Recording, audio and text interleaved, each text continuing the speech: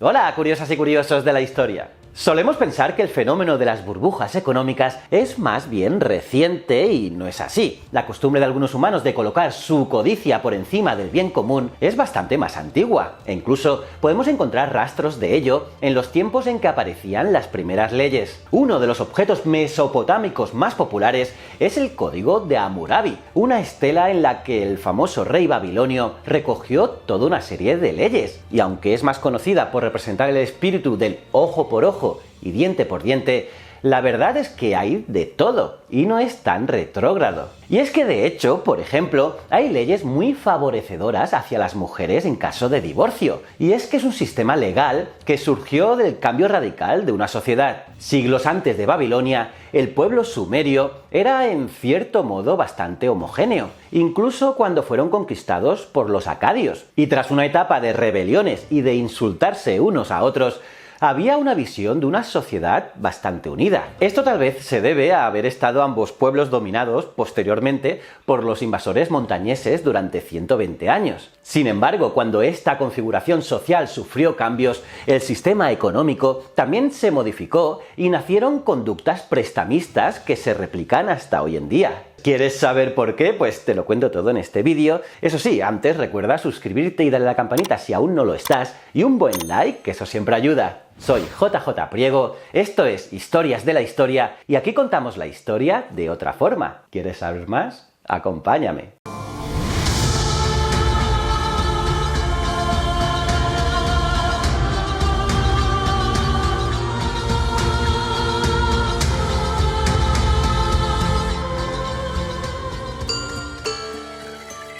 El fin de la época sumeria fue un caos de reyerzuelos y generales que se apuñalaban y aliaban una y otra vez, de golpes de estado y de ciudades en las que podía llegar a haber 4 reyes en un año, y de invasores de pueblos extranjeros que ya estaban hartos de gastar alpargatas por los campos y pensaban que sentar la cabeza y tener una casita con un bonito corral no era mala idea. Muchas antiguas costumbres cambiaron y hubo que crear códigos de leyes que parecen tal vez más restrictivos, como el de Hammurabi, pero que en realidad lo que hacían era detallar cómo debía aplicarse la ley en una sociedad donde el vecino, que ya no era el de toda la vida, sino el amorrita extranjero de las alpargatas gastadas, podía robarte el cerdo que tenías para cebar. Y es que así era el desprecio por el de fuera. En tiempos de Babilonia, parece que la gente se acostumbró a resolver estos litigios, estos conflictos, tirando de cuchillo cachetero y rasurando de oreja a oreja al de las alpargatas. De ahí lo de que las leyes se centraran en lo de diente por diente, pero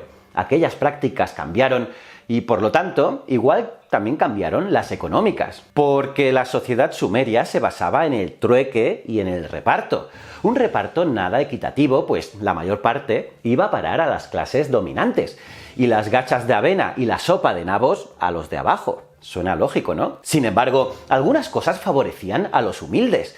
Los templos sumerios actuaban como bancos, prestando plata a intereses aceptables, y si un campesino deseaba plata para casar a una hija, podía cambiar un cordero en el templo por su equivalente en metal, o podía pedir el préstamo con cierta esperanza de poder devolverlo si la cosecha salía buena. Y ya con los acadios, el sistema empezó a desaparecer, pues los gobernantes semitas, como el rey Mani-Shutusu, hijo del gran Sargón, compraban tierras para regalar a quienes apoyaban a la corona, o para tenerlos contentos y sin ganas de rebelarse, que no es mala cosa. Y claro, esas tierras solían salir de los templos menores. Y con el tiempo, los ricos iban acumulando propiedades en detrimento de los templos.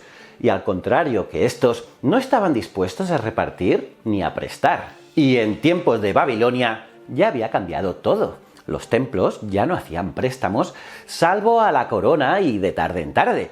Y las largas listas de personal laboral, en las que antes encontrábamos hasta barrenderos de patio, se habían acortado a lo justo y necesario. Menos sueldos, menos gastos. Y si un templo necesitaba escribas, prefería subcontratarlos. ¿No parece esto a los subcontratas modernos? Pues aún hay más. Y es que entre 1922 y 1934, el arqueólogo Sir Leonard Boley estuvo excavando en la ciudad de Ur. y en una de las zonas, en el estrato correspondiente a finales de Sumeria y principios de la época babilónica, apareció separado de otros barrios por un canal de agua. Las casas eran más elaboradas, pero sin llegar a ser palacios. Tenían, por ejemplo, 2 pisos y un pequeño patio, con lo que sus dueños podían tomar el fresco de forma privada sin tener que salir a la puerta como el resto. Y el arqueólogo dedujo que era el barrio rico de la ciudad, donde vivían los acomodados con más lujos que otros ciudadanos. En una de las casas apareció un imponente archivo de tablillas enterradas. Se trataba de la contabilidad y también de la correspondencia de un empresario rico llamado Dumuzi Gamil, y suponemos que subcontratar un tapsarrum, es decir, un escriba secretario, debía ser malo para la publicidad comercial, pues un subcontratado seguramente estaría dispuesto a contar todo tipo de secretos a la competencia por un módico precio. Pues bien, al contrario que otros del mismo barrio, prefirió llevar él mismo todo el trabajo. O a lo mejor es que era un poco tacaño, que todo es posible. Tenía un socio comercial llamado Shumi Abilla, y por lo que se deduce de las tablillas, les iba muy bien en los negocios. Sobre todo invertían en panaderías y suministros de granos, a veces a nivel de palacio.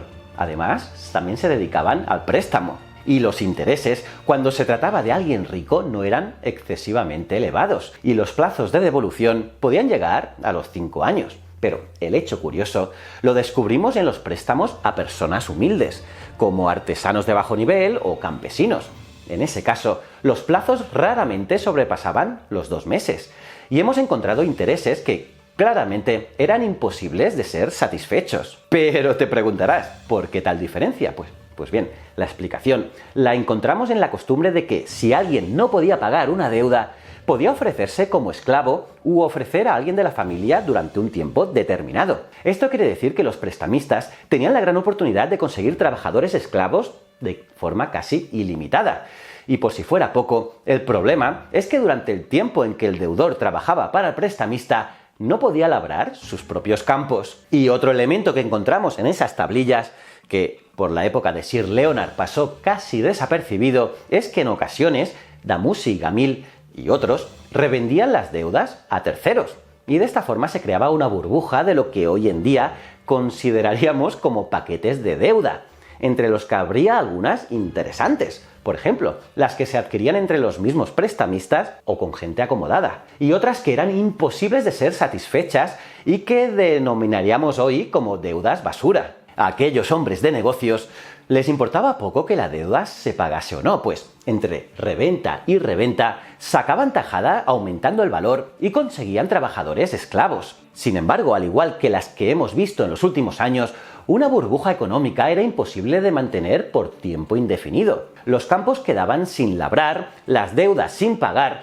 y unos pocos se hacían artificialmente ricos a costa de una inmensa mayoría de gente humilde. Pero ¿cómo se resolvió este problema? Pues en el Código Hammurabi encontramos una pista cuando en una de las leyes establece que el plazo de esclavitud voluntaria solo puede ser de un máximo de 3 años. Asimismo sabemos que en ocasiones se decretó la anulación de todas las deudas. Sí, plumazo, cuentas a cero y a empezar de nuevo, lo que a los prestamistas debió sentarles muy pero que muy mal. Aunque hay que advertir que se cree que las remisiones de deuda no se aplicaban en algunos casos, como las deudas de impuestos o las empresas comerciales en el extranjero, que venían a ser como las actuales inversiones de futuro. Y todo esto nos resulta muy moderno, pero no nos apresuremos. No todo era exactamente igual que hoy en día. El monarca Rim-Sin de Larsa, que reinó sobre una buena cantidad de ciudades antes de que fuera vencido por Hammurabi, fue uno de los que aplicó el sistema de remisión de deudas de forma muy radical.